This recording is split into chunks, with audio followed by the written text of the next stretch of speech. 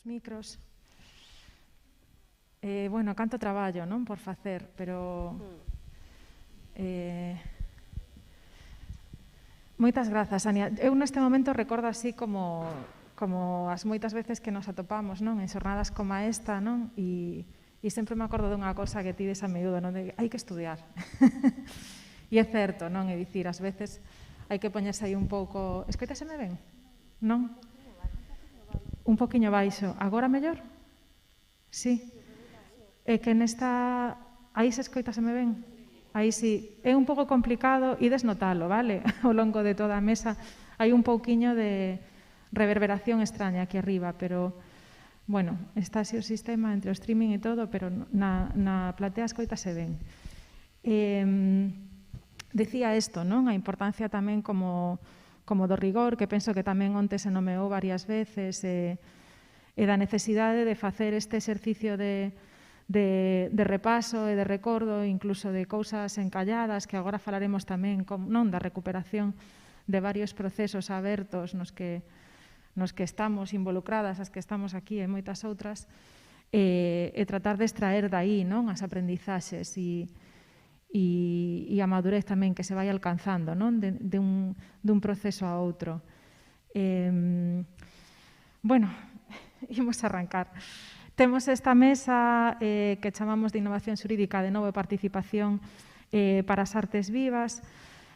Continuamos con Ania, acompáñanos tamén Natalia Balseiro, mediadora e xestora cultural independente, actualmente tamén membro da, non sei como se chama a área do Consello da Cultura Galega, así o nome completo, pero que atende tamén a danza, entre outras áreas. Creo que teño por aquí. Sección de Artes Escénicas, Musicais e Audiovisuais do Consello da Cultura Galega, non? E temos por aquí tamén a Roberto Pascual, director da MIT de Ribadavia, investigador, divulgador e docente da ESAD. Grazas por estar. Bueno, nesta mesa eu, cando preparamos un pouquiño así este debate, poñíamos así como horizonte, de novo, o horizonte de introducir procesos reais de participación para deseño, implementación, execución e avaliación de políticas culturais para a danza e as artes vivas en Galicia. E claro, nesta tarefa tan inxente, non? E que xa leva como varios intentos e agora temos este en riba da mesa, non? Falábamos un pouquiño de procurar situarnos nun equilibrio entre o ideal e o factible, non? Que é algo que tamén moitas veces comentou comigo Natalia, moitas veces non, na necesidade de tamén focalizarnos ás veces en cousas factibles que nos permitan ir facendo conquistas, non? Ás veces no pequeno, nos casos pequenos, e facendo tamén exemplos que teñan unha certa performatividade e nos permitan como ir máis alá, non? Que creo que tamén é algo moi importante a traer aquí. Interesante tamén traer o recuperar de novo o anteproxecto da Lei das Artes Escénicas de Galicia, non? No que tamén ti, Roberto, estiveches moi implicado e que agora nos contarás un pouquiño, se te parece, tamén se está a reactivar esa necesidade, non? De dotarnos dun marco. E comentaballes tamén aquí as compañeiras que sempre neste tipo de mesas pois hai como unha sensación agridoce de estar nun día da marmota, non? Como de que sempre estamos como arrancando e parece que no kilómetro cero, porque, bueno, temos un pouco as experiencias de moitos procesos arrancados que non acaban de consolidar, non? E, bueno, un pouco o que quería como arrancar, non? Unha das primeiras cuestións que compartía cos participantes era a cuestión de en base ás vosas experiencias, non? Hai algún dato, algún proxecto que pensedes que debemos rescatar agora, non? Das vosas hemerotecas de proxectos, de procesos de participación, que pensedes que vale a pena como retomar un fío que debamos recuperar, non? De todas estes, Ania xa fixo un repaso, de todos estes procesos e accións activadas no pasado aquí en Galicia, algún fío que debamos retomar agora, un traballo que quedou por facer e que se pode aproveitar de cara a impulsar as liñas de traballo que temos abertas agora e as posibilidades que temos abertas, sexa o plan integral de participación ou sexan outros.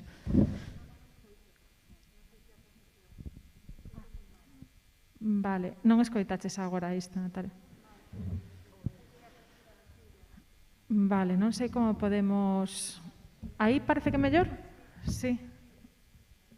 Vos, Ania e Roberto... Para atrás. Vale, non, nada. Arrancamos por aí, se cadra, facendo un poquinho así de dichosa hemeroteca. Se vos parece, Ania xa fixo así un repaso de varias cousas, pero non sei se Natalia e Roberto vos apetece traer aquí agora este momento algún traballo previo voso, algún fío que debamos retomar. Seguramente ti nos traigas alguna cuestión sobre a lei. Abrimos por aí, se vos parece. Sí, moi bons días, escoítase ben, verdade? Sí.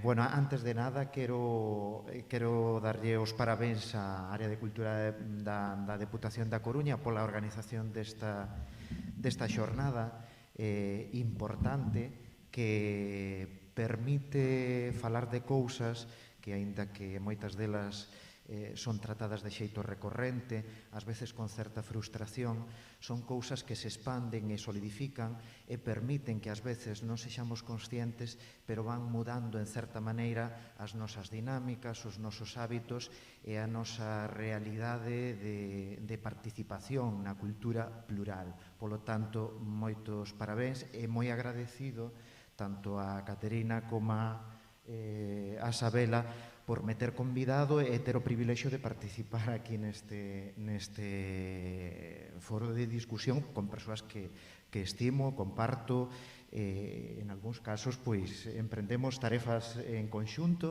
que están aí, pois como ti di, Isabela, eu creo que para ser retomadas, actualizadas e que van sumar seguramente a hora de poñer negro sobre branco cuestións que eu creo que son moi importantes, por moito que poida haber matices na necesidade, como é a dunha lei de artes escénicas de Galicia, onde Ania tamén participou como no asesoramento xurídico. Esa lei presentouse no Parlamento de Galicia no ano 2016, presentouse tamén ao Executivo antes das eleccións autonómicas e contou cunha participación, eu creo que a verdade,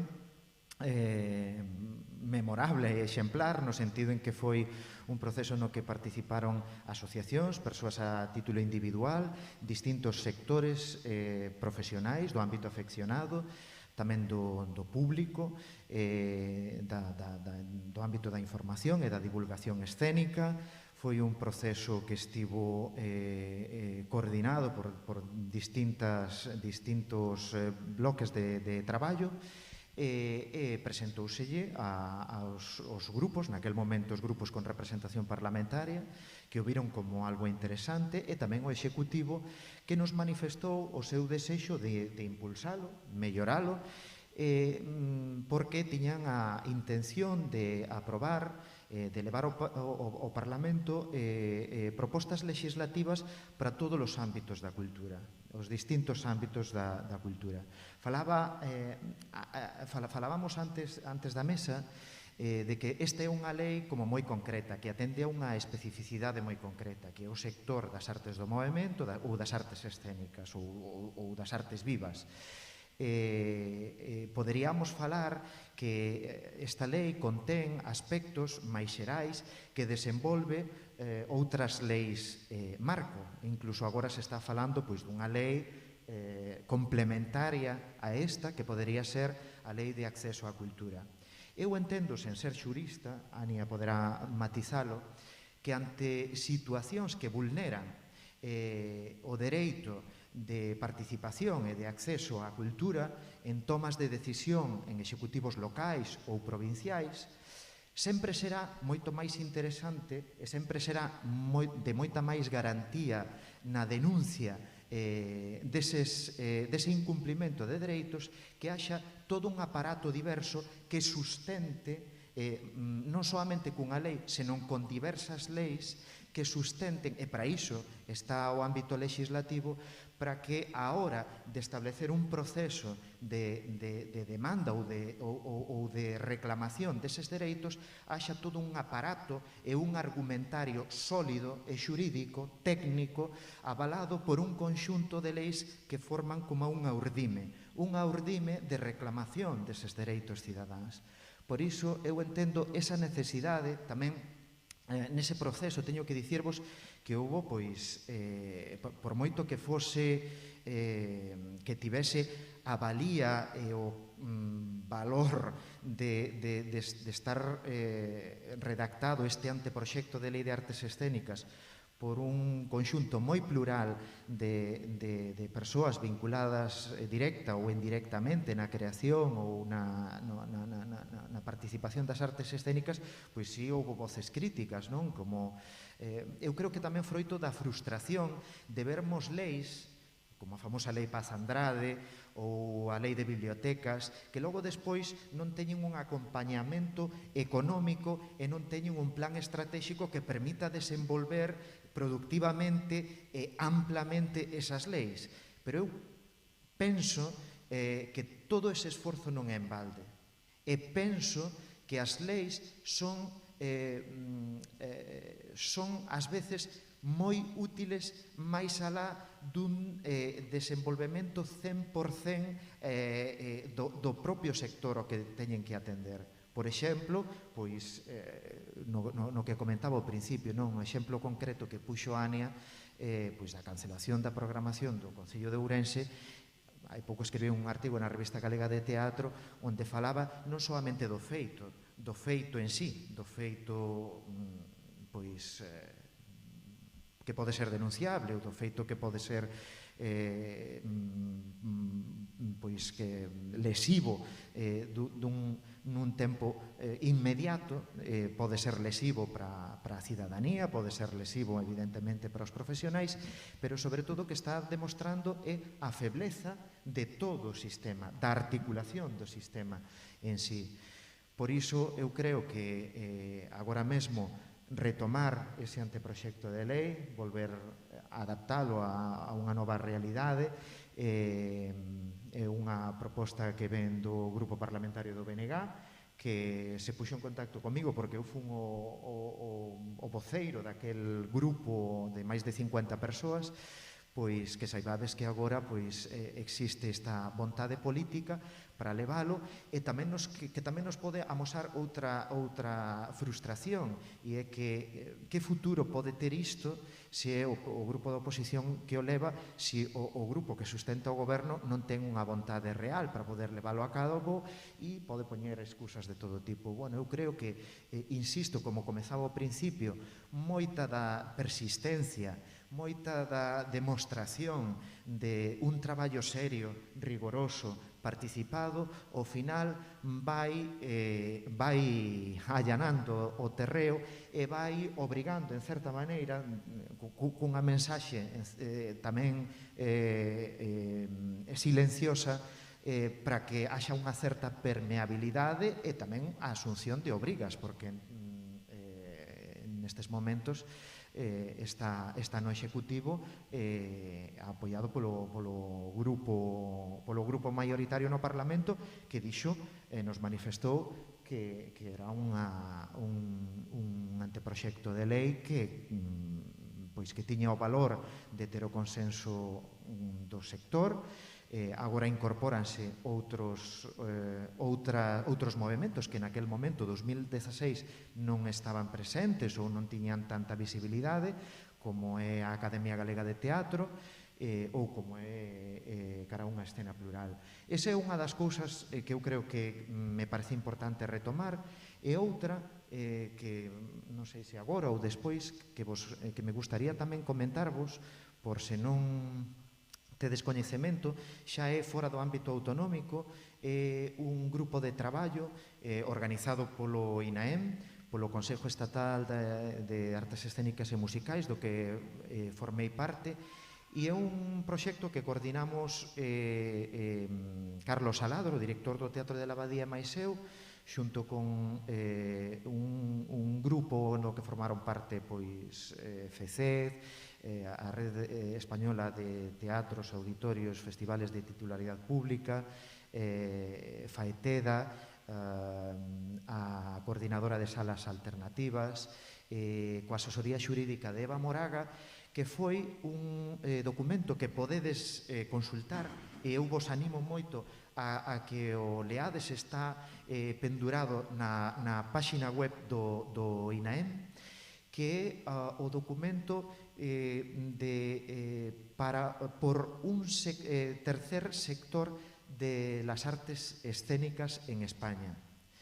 Que é o terceiro sector das artes escénicas en España. Quizáis coñecemos o terceiro sector no ámbito da acción social, pero no noso Estado quizáis non é algo do que se fale, aínda que sí, na realidade existe, e hai modelos de asociacións sen ánimos de lucro que se aproximan a iso.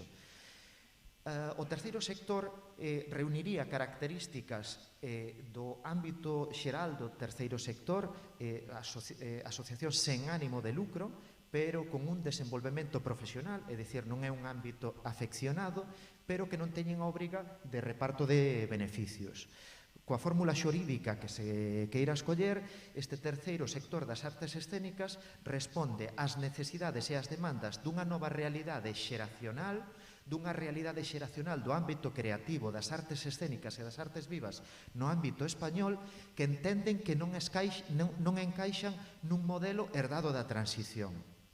Na transición, os grupos de teatro independente, os grupos que se consideraban fora do circuito oficial dos teatros de cámara, víronse obrigados nun momento determinado na normativa xurídica da transición, no ordenamento xurídico da democracia, en converterse, entrar na dinámica das industrias culturais.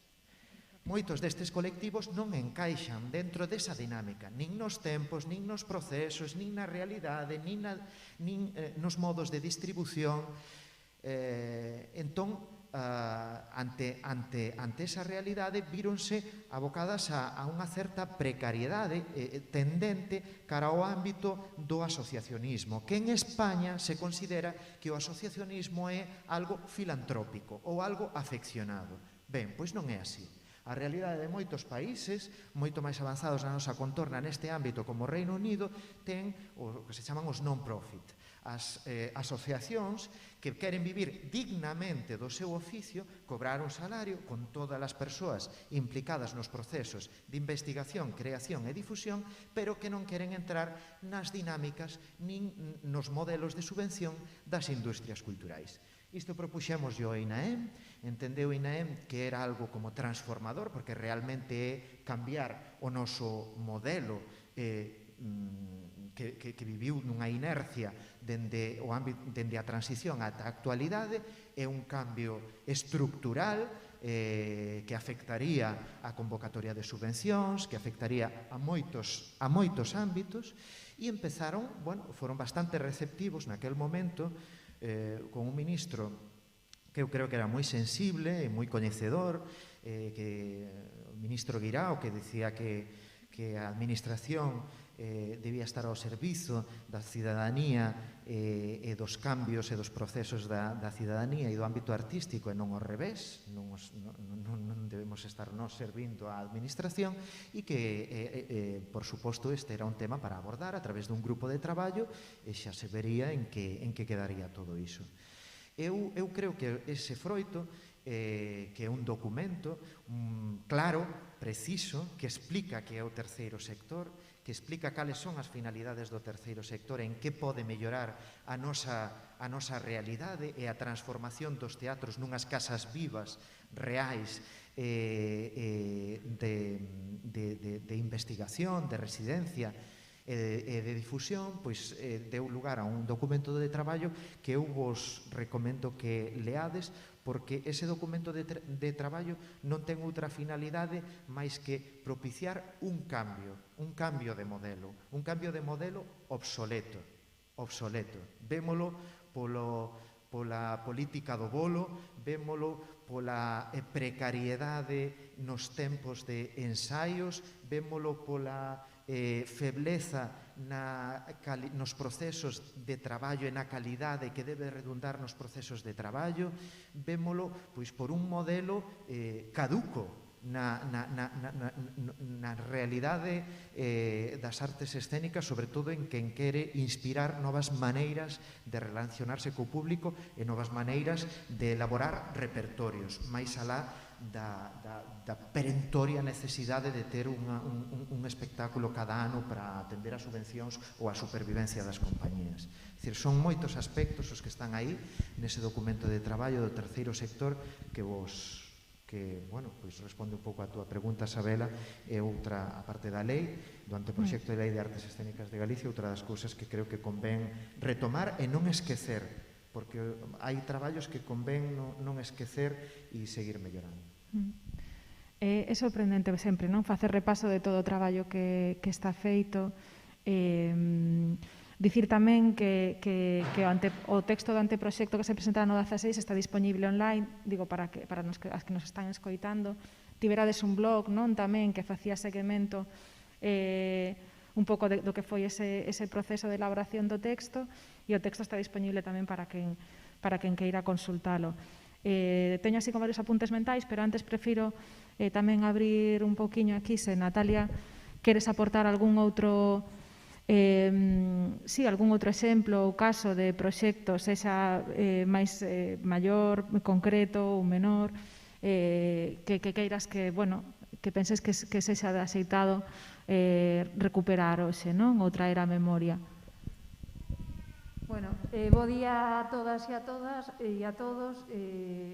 Reitero tamén as felicitacións á Deputación da Coruña por a organización destas xornadas e parabéns a Sabela e a Caterina e a todo o equipo que estades organizando a xornada, e agradezo moito o convite, porque eu despois de 4 anos traballando na participación cidadana, pois volvo agora ao sector cultural, entón para mí é moi bonito subirme a este escenario e empezar dende aquí, dende este lugar, con todas e todos vos.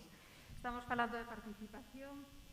Eu a verdade é que agradezo moitísimo a presentación de Ania, porque fala de toda unha parte da que nunca se fala e que aí reside unha boa parte do dereito a participar das persoas, e por outro lado están todos estes mecanismos que se veñen desenvolvendo dende hai xa anos, porque hai xa anos que se veñen desenvolvendo procesos participativos en Galicia e en España a nivel cultural. Eu o primeiro que recordo é un proceso que se fixo justamente para a Cidade da Cultura, ese lugar co que temos tanto conflicto. É un proceso que se fixo cando o goberno do bipartito e onde participou unha moi boa parte do sector cultural galego. Pero, como sempre, e creo que falaremos despois, son procesos que quedan en un caixón, pero aí hai un documento que seguramente unha boa parte del sigue vixente, porque as necesidades de hai 10 anos e de hai 12 anos moi probablemente son as necesidades que teñamos hoxe tamén. Entón, eu son moi partidaria da sostenibilidade. Agora mesmo se está falando moitísimo da sostenibilidade nos proxectos culturais, de recuperar e de ser ecolóxicos na produción e de recuperar e rescatar todo o traballo feito, porque creo que temos tendencia a esquecer e a inventar a roda todo o tempo. Entón, en ese sentido, creo que é un proceso que debemos de recuperar tamén, un traballo que debemos de recuperar. Onte se falaba dunha casa para a danza, se era necesaria ou non. Ben, tamén en ese momento se fixo un proxecto que debe de estar en outro caixón. Hai que averiguar en que caixóns están os proxectos, porque esos sí que non están colgados en internet, dun centro de produción para Galicia. O que era o proxecto do edificio da ópera da Cidade da Cultura, que sabedes que se tomou a decisión de non construir ese edificio, porque era algo completamente desproporcionado e non existía esa necesidade, se diseñou un proxecto para producir cultura en Galicia, para que estivera ao servicio de todo o espectro creativo, cine, teatro, danza, circo, etc. Un centro de recursos, con espacios físicos, con equipamento, pero tamén con recursos humanos para dar soporte aos procesos de investigación, de producción, de creación e tamén de exhibición. É dicir, tamén contemplaba 2 teatros, se non recordo mal. Entón, ese outro proceso que se fixo, que creo que é interesante recuperar, e volvendo máis aos tempos actuais e tamén tendo en conta un pouco o que eu creo que é necesario dentro destes procesos, que teñen que ser garantistas, porque creo que tamén en toda a experiencia que temos escribimos cartas aos Reixes Magos a través dos procesos de participación. E a través, decías algo moi importante agora, que un proxecto de lei ten que ir acompañado dun proxecto económico e ten que ir acompañado de un informe de viabilidade administrativa e técnica, porque senón o que estamos é xerando unhas expectativas falsas, nos estamos enganando a nós mesmos e estamos, de alguna maneira, invertindo o tempo en algo que logo non vamos a poder implementar. Eu concordo con Roberto e son moi positiva e moi optimista en que todos os procesos sirven. Eu concordo completamente e creo que cambiamos moito, non? Creo que aprendimos moito e que cambiamos moito nos últimos anos. Pero creo que hai que traballar de outra maneira nos procesos. E tamén o digo como autocrítica, porque nós estivemos desenvolvendo procesos participativos en estes 4 anos e despois tamén desa experiencia creo que ten que haber vontade política, vontade técnica e administrativa, ten que haber unha seguridade xurídica, que o decía Ania ahora, cando se fai un proceso participativo non existe de por medio ningún elemento xurídico que garanta ás persoas participantes e á administración que ten que haber o compromiso de que, sempre e cando haya todos esos elementos que teñen que estar no proceso participativo, é dicir, os axentes xurídicos, os axentes económicos, os axentes administrativos, os técnicos, os sectores afectados, a cidadanía, o barrio, o territorio. O sea, si están todas esas persoas analizando e estudiando a viabilidade e a coyuntura de intereses, ten que haber ese documento xurídico que ampare. E iso nunca existe. E iso é fundamental. Eu aí creo que é un elemento fundamental para que realmente esos procesos logo se leven a termo. Entón, a experiencia que temos de procesos que realmente tiveron un resultado inmediato e efectivo foron porque se deron esas condicións, é dicir, porque había o mecanismo ou porque o reto era o suficientemente pequeno tamén para que toda esa participación se canaliza e se concreta en un proxecto concreto, como foi o caso de Misa de Domingas que comentábamos outro día, onde hai un proceso de curaduría colectiva que se fixo no espacio de a Casa Tomada, na estación do tren da Coruña. Foi un proceso onde persoas vinculadas á creación contemporánea, non ás artes vivas, sino á creación contemporánea de Galicia, nos reunimos durante un montón de tempo e iso concluiu en unha curaduría colectiva e, ademais, tamén transformou un pouco a xestión administrativa e económica do propio proxecto, non?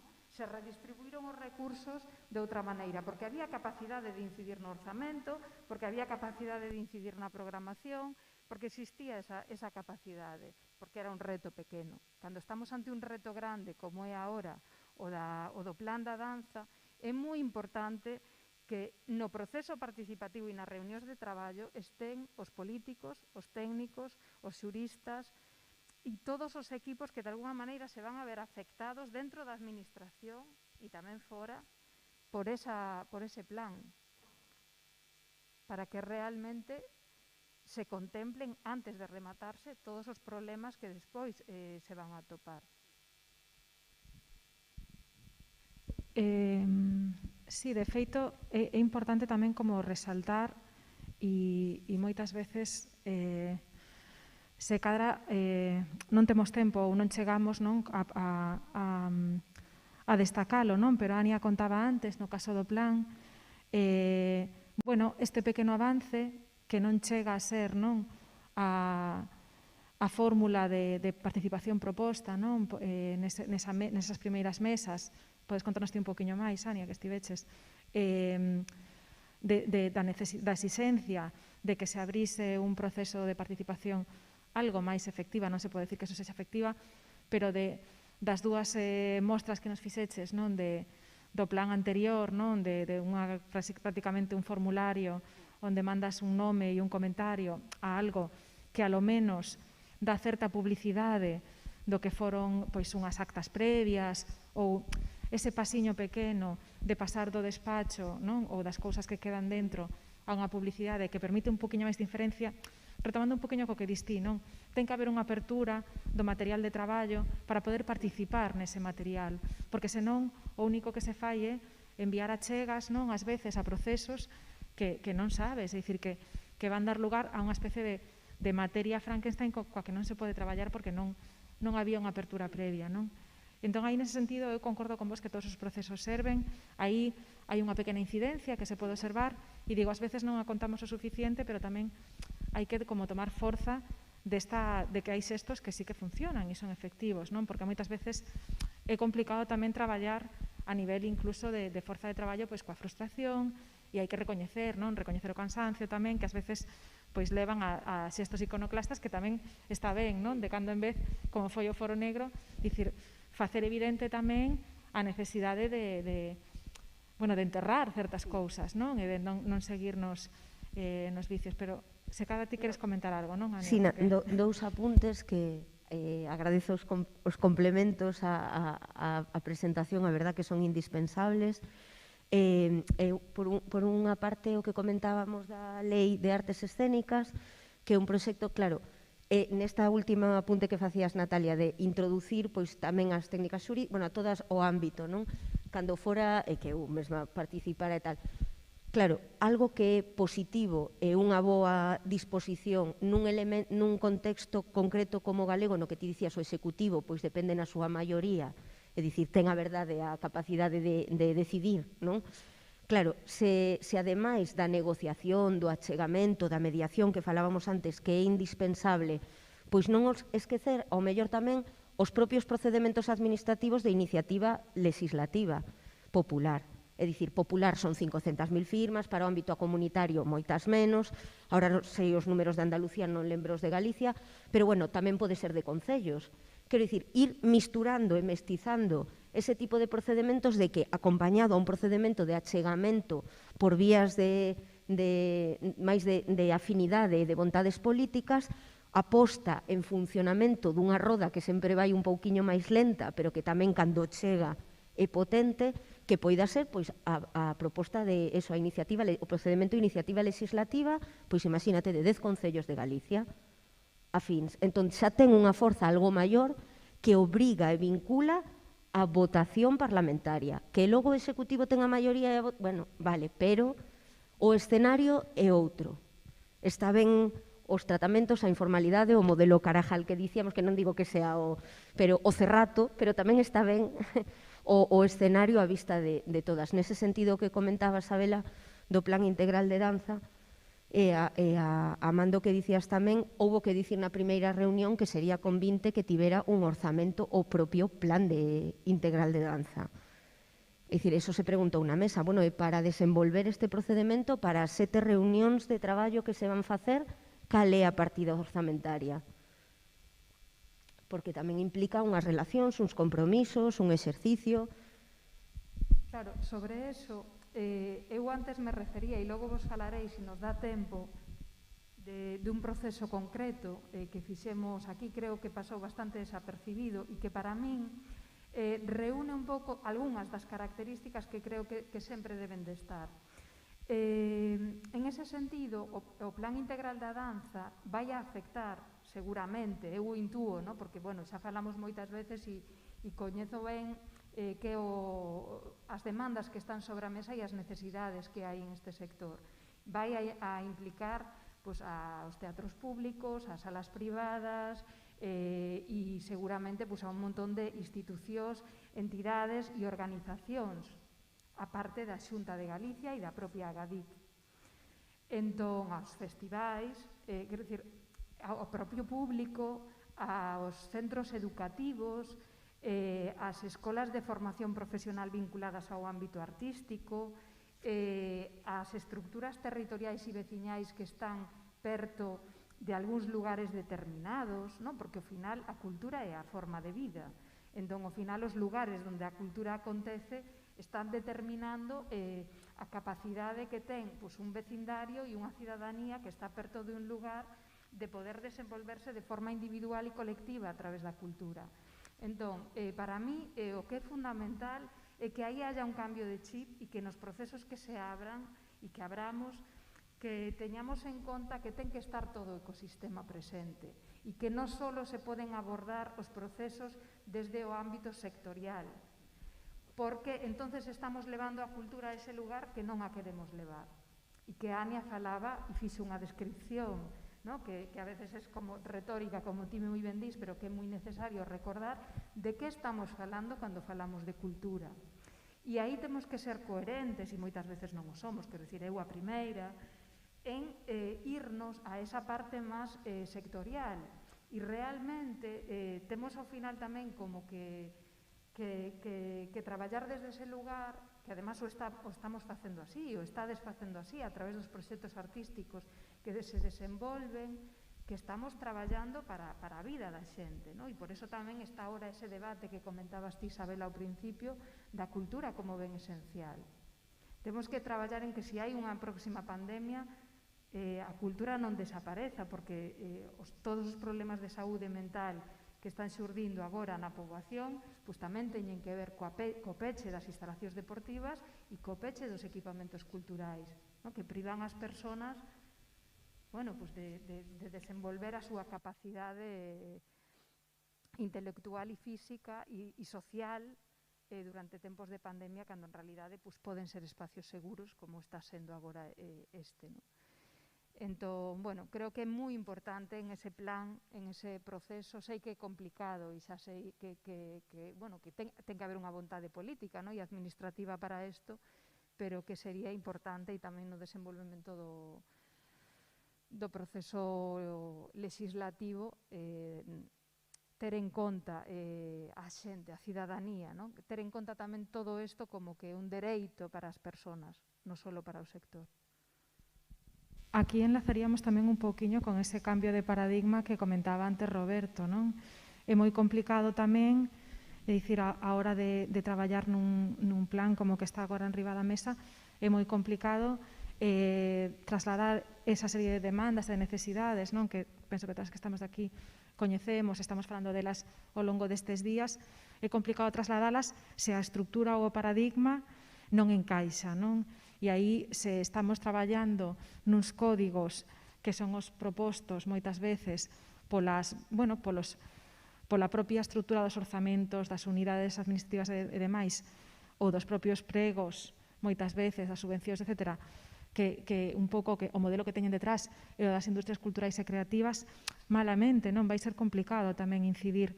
Entón, claro, como conectar tamén ese cambio de paradigma, non? Que é un traballo inxente, pero é certo que coido que é moi importante como resaltar que estamos acumulando xa moitos intentos do sector, non? E do sector, e abrindo tamén máis alá do sector, non? Que me parece importante esta nota que traes, Natalia, que estamos acumulando toda esta serie de intentos e que de alguna maneira isto ten que ter un peso propio en algún momento, non? Esa constatación eu penso que sí que se está percibindo de alguna maneira, non? E, ao final, a acumulación de intentos o que fan evidente é a distancia existente entre as políticas actuais e a realidade ou o que se quere na realidade, non?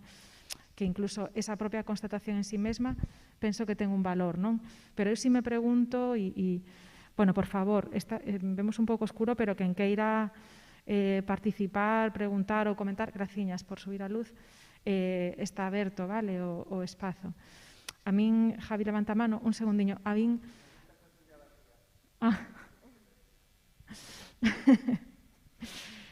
Sí, é importante.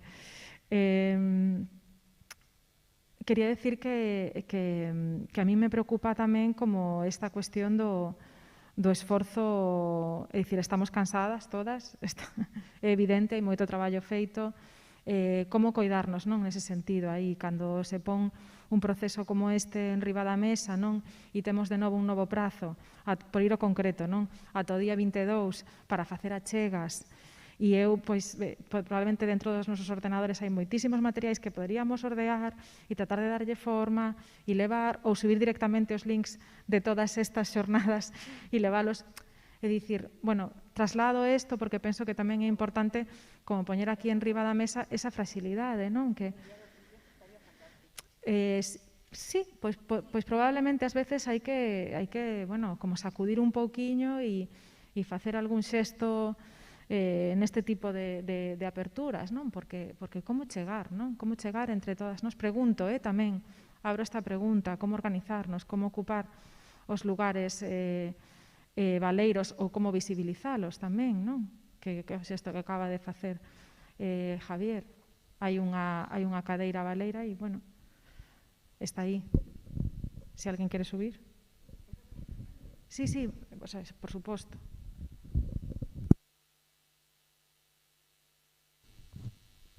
Relacionado con... perdón. Sí. Lo de antes, Rafa.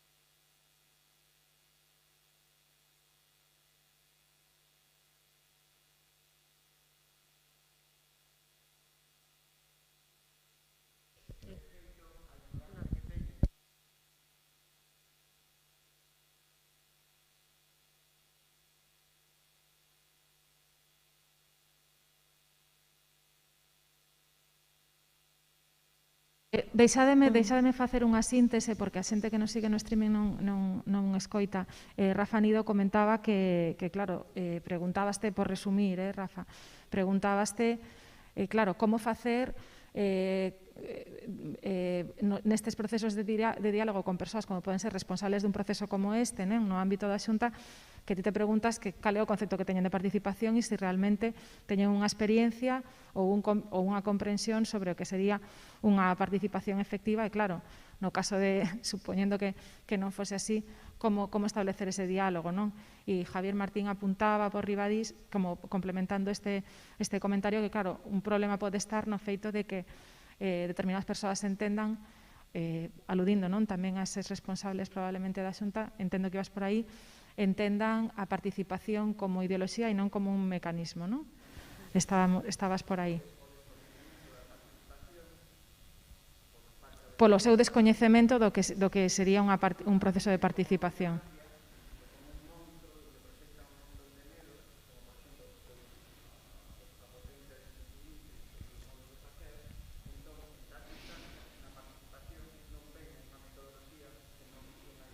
Claro, nunha distancia, claro, xerada nese caso, vese unha ameaza probablemente non dunha ideoloxía en lugar dun mecanismo que tería a súa propia forza instituinte ou destituinte, claro. Bueno, que é un proceso en paralelo. Creo que Roberto quería comentar algo antes das mans levantadas e continuamos. Sí, en realidade ten que ver con isto que estades a comentar. Eu creo que o concepto de participación tamén non somente está relacionado cos medos que tamén, senón tamén coa visión que existe con respecto ás dinámicas da creación. Cando falaba do terceiro sector, unha das cousas que falamos é eliminar a visión de voluntarismo, de filantropía, pero tamén eliminar a visión que está perfectamente asentada de competitividade, non? Tes que ser competitivo nas artes escénicas, ese é un dos teoremas principais das industrias culturais. Se basea iso, non? Se unha política teatral se basea no principio da competitividade, da excelencia, desas palabras que forman parte dunha retórica da xestión cultural asentada exclusivamente no ámbito das industrias culturais, non vai ser posible cambiar un modelo que favoreza outro tipo de visión e, polo tanto, outro tipo de dinámicas. En ese sentido, quería lervos un fragmento dunha entrevista que no Festival da MIT de Ribadavia lle fixemos no programa de Man a Gena Bahamonde, onde se lle preguntamos por cal cree ela que debe ser o punto de posible modificación e mellora na xestión no ámbito este que estamos comentando. E di ela, a necesidade de repensar os lugares de enunciación, os asentos na mesa de diálogo, a asignación de papéis na representación e a linguaxe escollida. A filósofa Spivak pregunta se poden falar as subalternas e igual de importante resulta saber se alguén as escoita. Ou se poden falar no seu idioma. Ou se están obrigadas a falar nun idioma alleo que só entende de cifras, de burocracia, de leis e de datos económicos.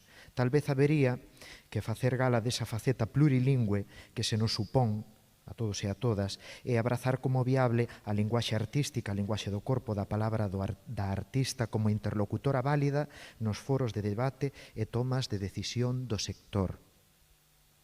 Pareceme moi ilustrativo tamén do que vos quería explicar antes, de querer cambiar en profundidade a dinámica do noso sector.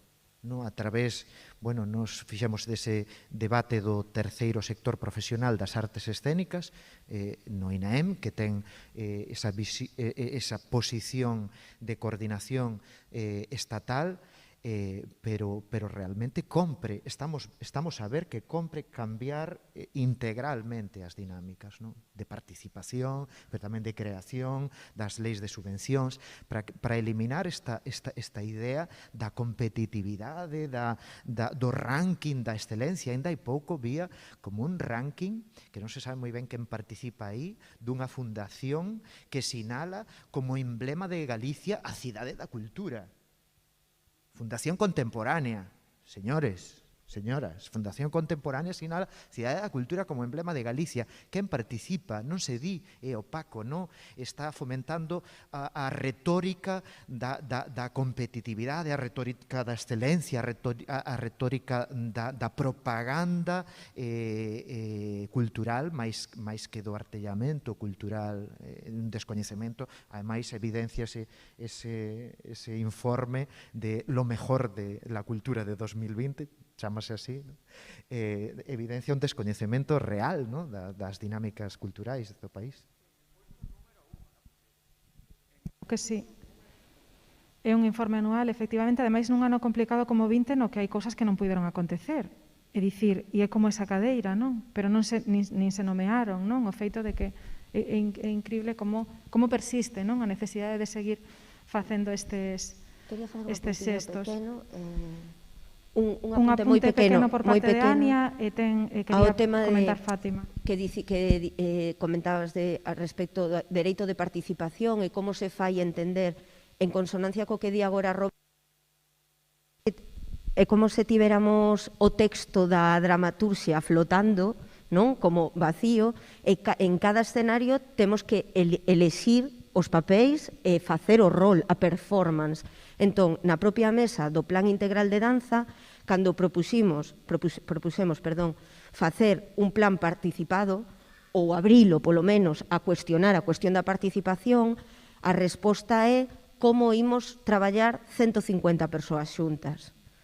Entón, quero dicir, a resposta ten que volver a ser, é dicir, colocarse sair do papel asignado infantilizado, desmetodoloxizado, desprofesionalizado, desautorizado da artista, da creadora ou non, que falabas antes, e recoller a linguaxe e recordar a quen está opoñendo un argumento totalmente vacío está desatendendo as súas obrigas que legitiman o seu cargo público.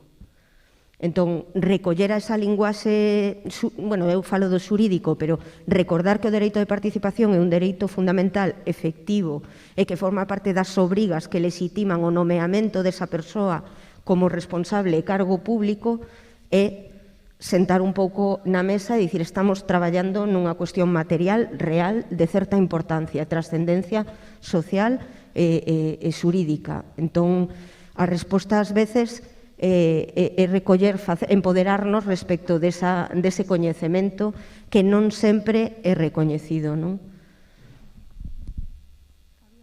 Fátima,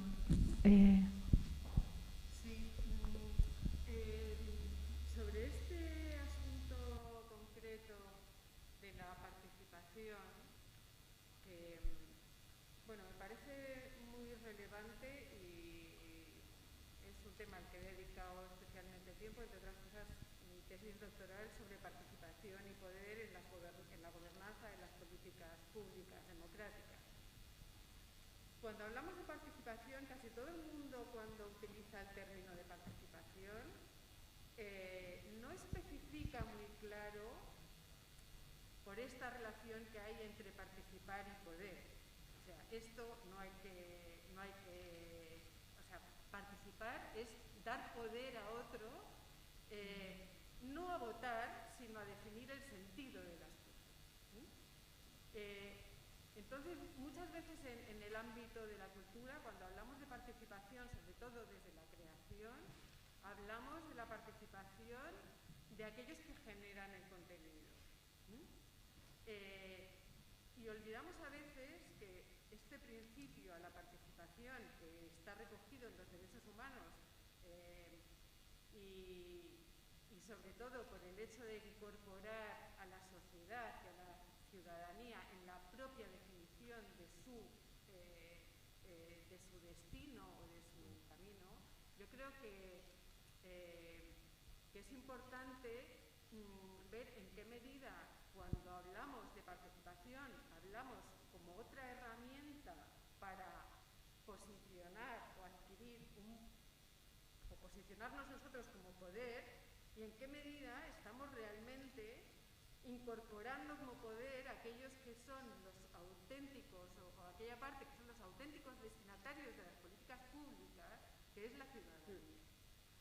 Y quiero resaltar un poco porque muchas veces somos muy ombliguistas en este sector. Y cuando hablamos de participación, sobre todo en relación a las administraciones o a los gobiernos, hablamos de incorporarnos a nosotros la parte de creación como miembros activos que adquieren poder, pero no siempre protegemos suficiente realmente aquellos destinatarios, los que deberían ser realmente los destinatarios de las políticas y a los que tenemos que incorporar en el propio diseño de las políticas.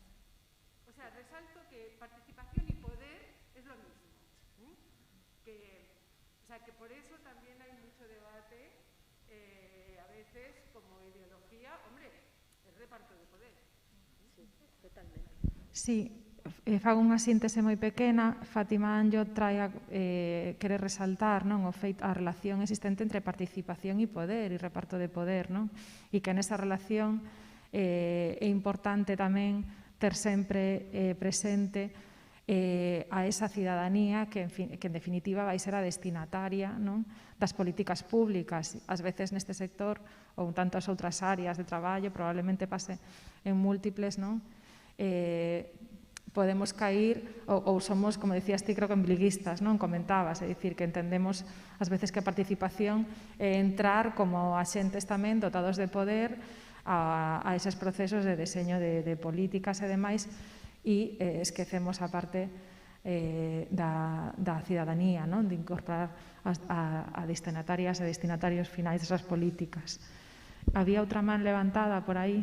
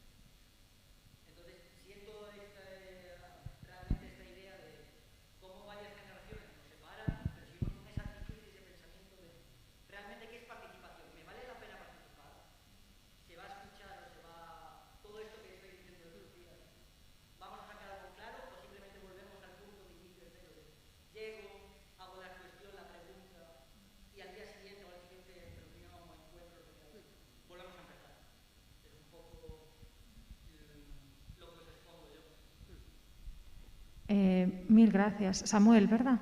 Que con a máscara. Moi sintéticamente tamén, creo que algo se está capturando polos micros, pero por se acaso non se entendeu.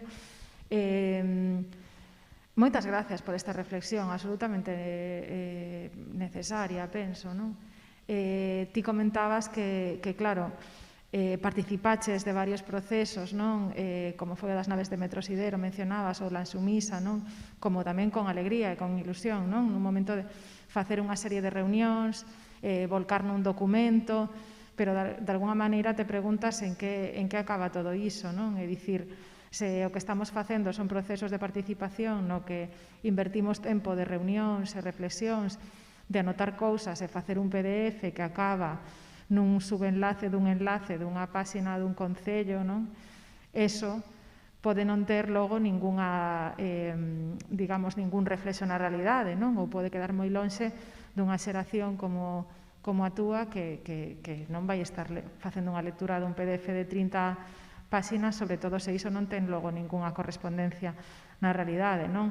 E de feito, ti comentabas que levas, onte escoitabas esta cuestión do Centro Ágora, non? E da posibilidade de que se está deseñando un modelo de residencias para o centro e ti dis que levas canto tempo? Un ano. Un ano de residencia na parte de abaixo, non? No garaxe. É dicir, pero claro, é importantísimo, é dicir, a participación,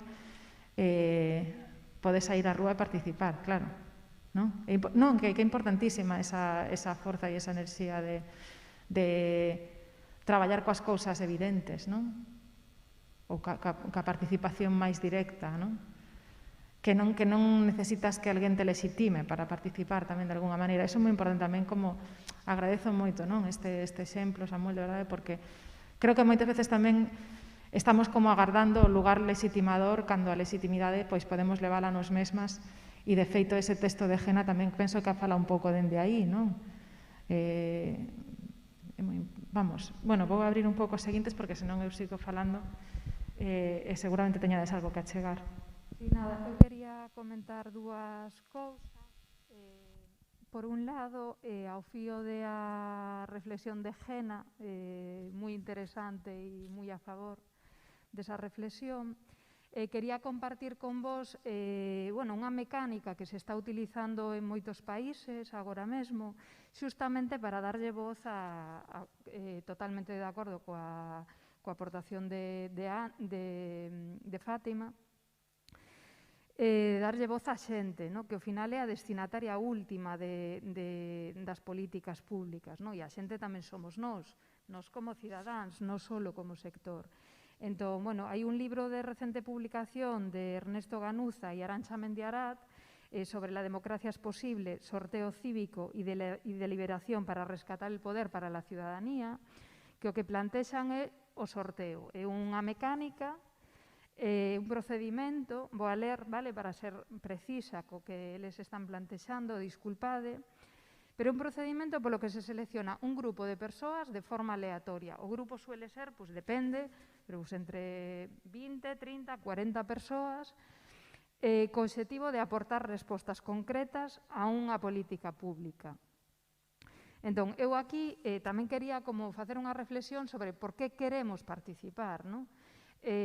Para que queremos a participación? Porque aí comentaba Fátima, para, ao final, ocupar un espacio de poder. Eles van á pregunta e van á resposta para atopar a mellor resposta posible ante un reto colectivo. Entón, como atopamos a mellor resposta posible? Obviamente, se estamos falando desde o noso posicionamento sectorial, egocéntrico, persoal, estamos respondendo a unhas necesidades concretas, nosas, pero efectivamente hai un montón de intereses distintos, ni con máis ni con menos legitimidade, que existen tamén e que, polo tanto, teñen que ser tidos en conta en este tipo de procesos. Entón, isto é un mecanismo que ten dous principios. Un deles é que calquera persoa ten igual oportunidade de ser seleccionada para participar en estes procesos e que permite, isto é unha conclusión a que chegan eles, obviamente, que pode ser discutida, eles, e, repito que este mecanismo está sendo utilizado a nivel internacional para procesos deliberativos de temas como o aborto en Irlanda, por exemplo. E logo ten tres características: que as persoas participantes elixen por sorteo; segundo, que é un debate informado con persoas expertas, é dicir, se selecciona a un grupo de persoas expertas que además teñen que representar as diferentes posturas que existen sobre ese tema, e este proceso de toma de decisións ten que alcanzar unha maioría amplia entre as persoas participantes para que se chegue a admitir a decisión a que se chega. Entón, se selecciona unha mostra estratificada de población tendo en conta criterios como o territorio, a idade, o sexo, os ingresos, a educación, a religión, etc. E se trata de conseguir unha mostra diversa e plural, que creo que isto é o que non acontece cando nos facemos os procesos participativos. E, de verdad, que primeiro en facer autocrítica, porque ao final somos os que somos, cada un temos o noso posicionamento e ao final entramos como un lugar de confrontación permanente, cada un situado no mesmo lugar do que ven. Somos como incapaces de desplazarnos.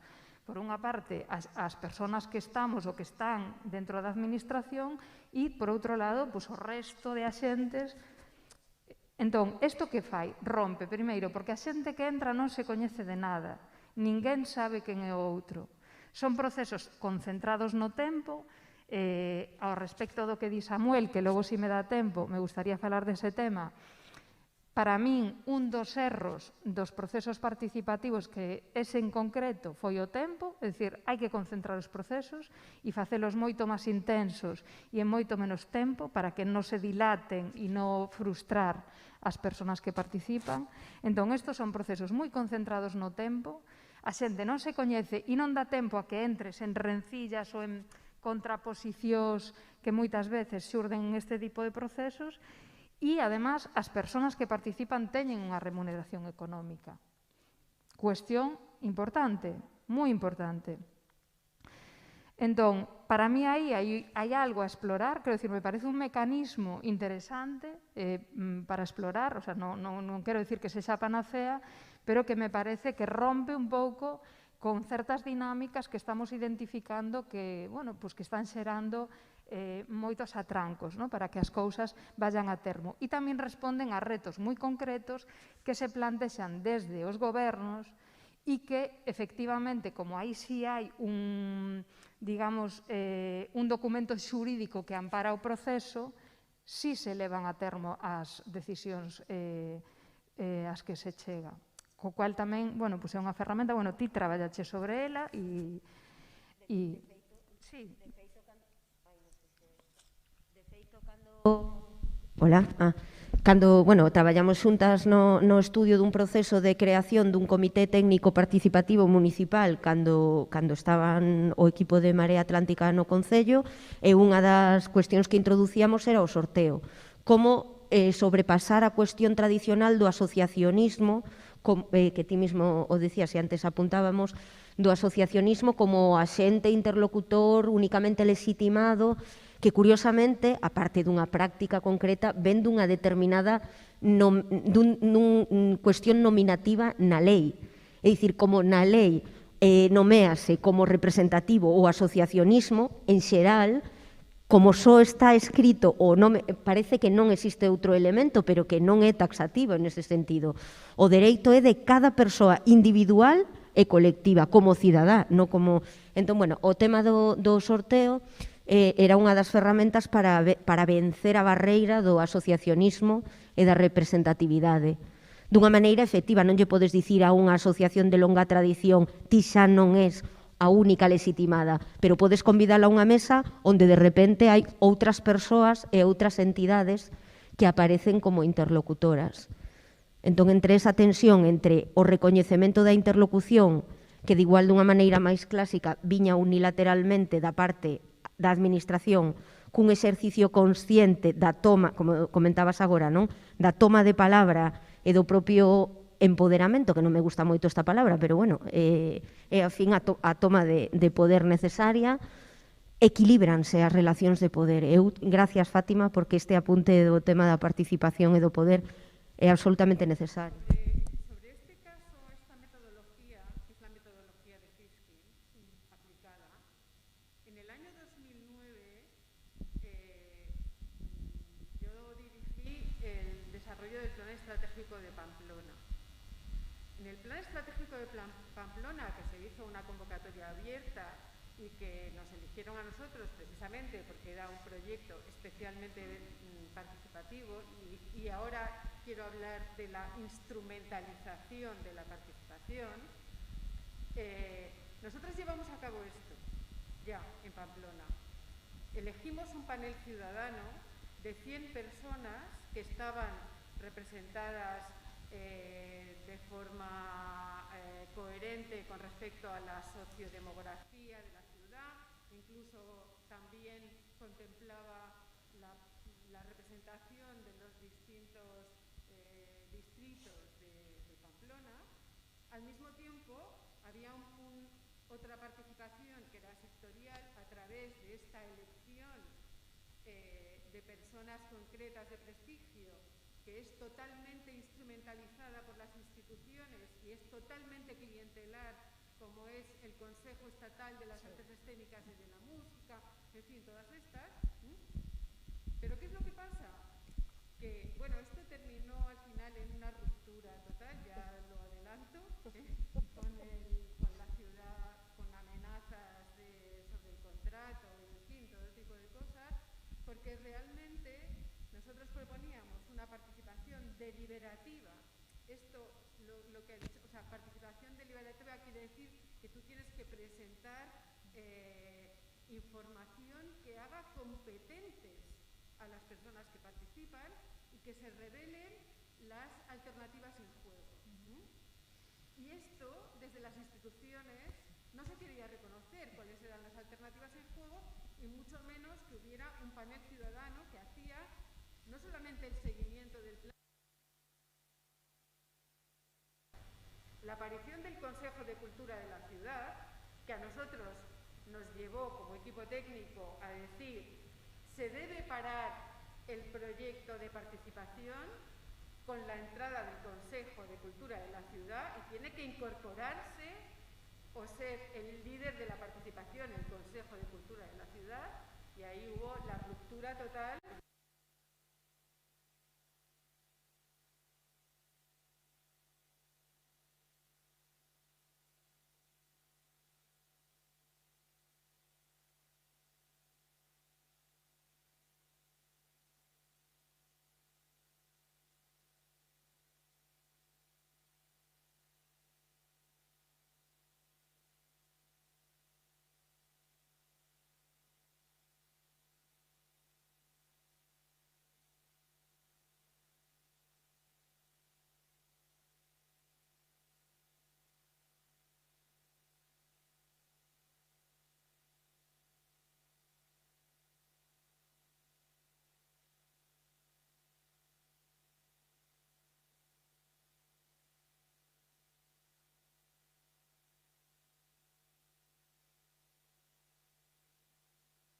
Al modelo un poco de comunidad de vecinas.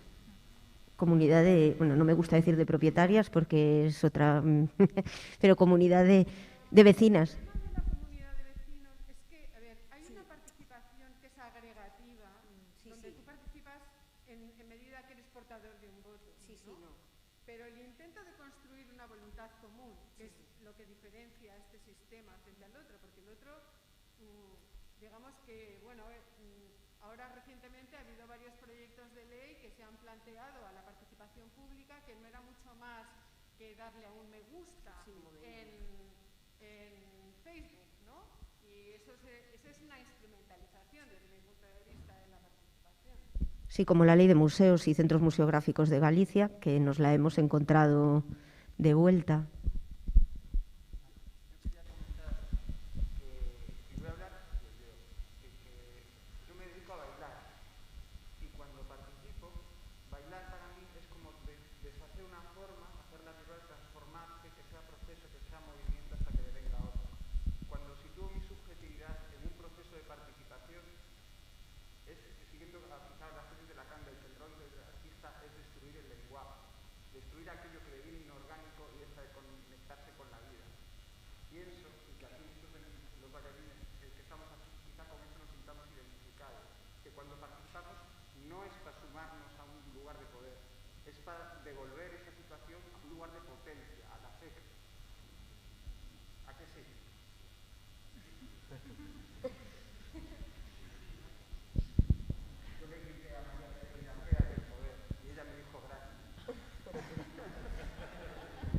Bueno, y que esa ruptura que comenta Fátima ahora también es muy...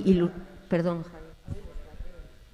Bueno, yo creo que la polisemia de las palabras a veces es un poco truco, ¿no? O sea, en el contexto de la articulación de las políticas, que es la construcción colectiva de un destino común o de una voluntad común, esa participación puede tener unas reglas del juego donde puedes entrar a romper, o sea, como una de las propuestas del juego puede ser esa ruptura que tú propones, ¿no?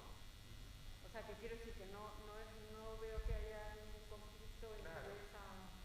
Claro, pero bueno, que siento que es una impresión compartida, nos reconocemos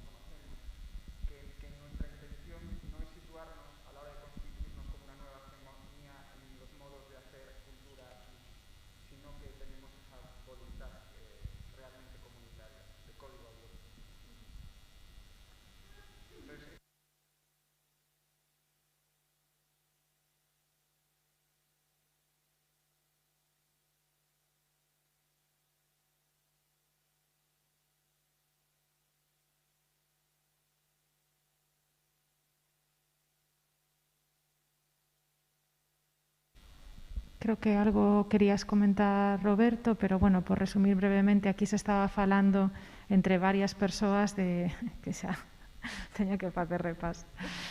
De que en realidade, e comentabas, Javier, que cando participas dun proceso deste tipo non pretendes entrar para exercer o poder, non? Senón para... non sei se queres repetirme algo. Non para exercer poder e tampouco para digamos, cambiar unha postura hexemónica por outra nova hexemonía, non? Senón para volver, digamos, este lugar de debate nun lugar orgánico.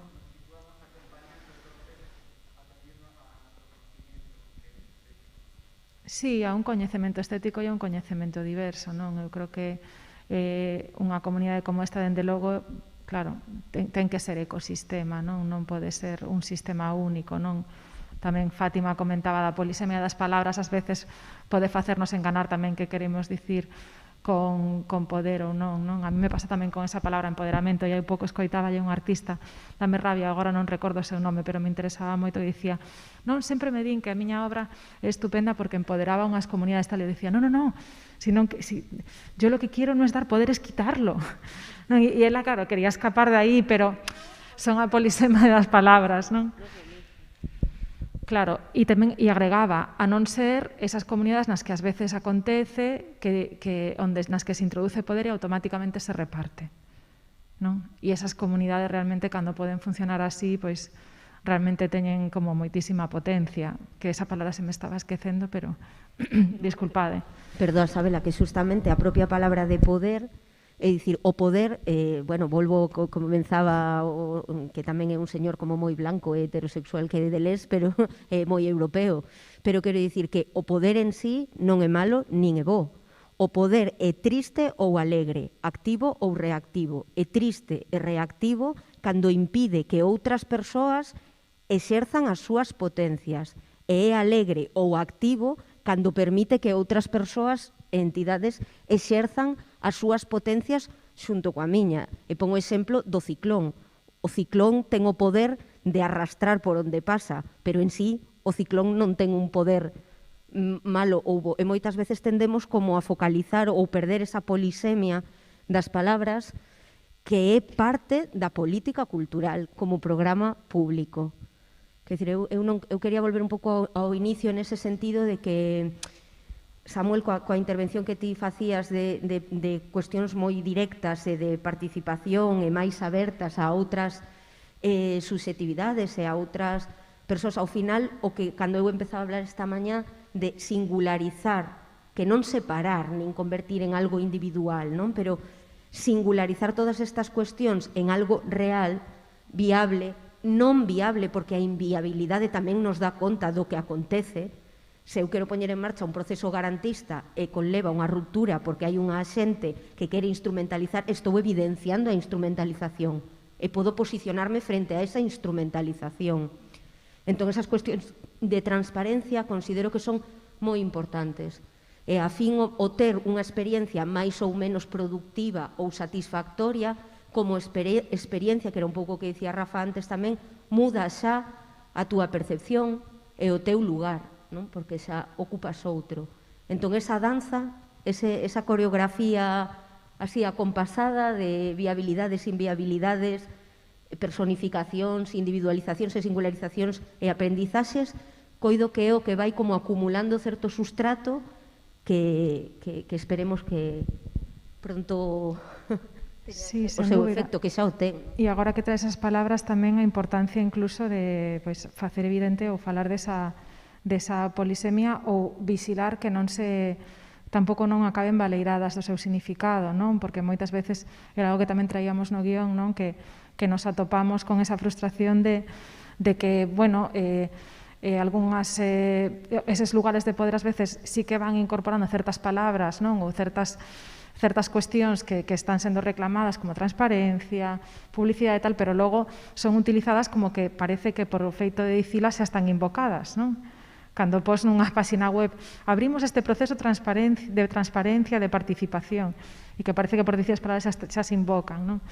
Que tamén é importante moitas veces como sinalar, non? E contestar aí e dicir, está aí posto, pero non é así, non? E penso que eso tamén é como algo moi importante, e creo que sí que é un exercicio que se está facendo, non? E que probablemente compre ou non queda outra que seguir facendo, non? Bueno, son moitas cuestións, sinto porque parece que a cousa podería continuar 3 horas, pero temos que avanzar, xa estamos fora de tempo. Imos únicamente facer a pausa de baixar e continuar, e seguimos con Fátima, pasa o debate ao outro lado, e coa súa presentación. Moitas gracias.